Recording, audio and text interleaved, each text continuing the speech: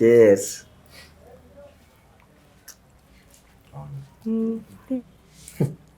కానీ ఏమింద్రా వెళ్ళి తినండిరా, మనకి ఇప్పుడు క్రిస్మస్ కేకే కదా ఇంపార్టెంట్. తినండి. ఏమైంది చెప్పరా? తీయగా ఉంటుందిరా, క్రిస్మస్ కేకే కదా ఇంపార్టెంట్. కానివ్వండి. ఏంటి ప్రసాద్ చెప్పు.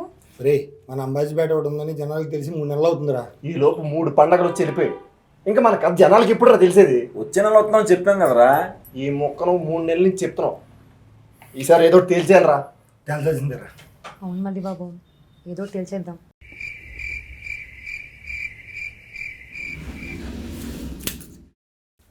రే 1వ తారీఖున వద్దాం, మనతో కొత్త సంవత్సరం మొదలవుతుంది. ఈ హెచ్లో వద్దనేది మరి పబ్లిసిటీ ఎవడు చేస్తాడు?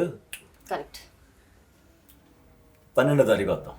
గుంటూరు కారం తెలుసు కదా, మంట ఎత్తిపోద్ది. మా సూపర్ స్టార్ సినిమా, నేనే ఫస్ట్ డే వెళ్ళాలి. 13వ తారీఖు వద్దాం.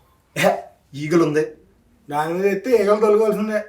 అవును, వెంకటేష్ గారి ఫిల్మ్ కూడా ఉంది. మా ఫ్యామిలీ అంతా అక్కడికి వెళ్తారు కదా.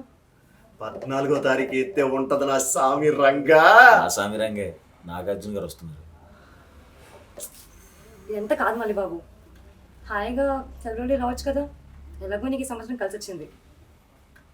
ఈ సంవత్సరం కలిసి వచ్చింది, నెక్స్ట్ ఇయర్ ఏమైనా కొత్తగా చేద్దాం కదా. ఏ ఓసారి చేస్తే రెండోసారి చేయకూడదని ఏమైనా రాజ్యాంగంలో రాసిందా? ఇవ్వన్నదే ఫిక్స్ అవుదాం.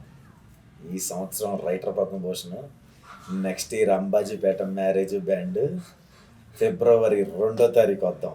ఫిక్స్. 1వ తారీఖు జీతాలు కూడా పడతారా? అందుకేగా ప్లాన్ చేసింది. 1వ తారీఖు జీతం పడుద్ది, 2వ తారీఖు మన బొమ్మ పడుద్ది. ఫిబ్రవరి 2 ఫిక్స్. ఈ లోపల డబ్బులు ఎత్తే తప్ప డబ్బులు కొట్టాలి. ఇప్పుడు కొట్టాలి. క్లాస్.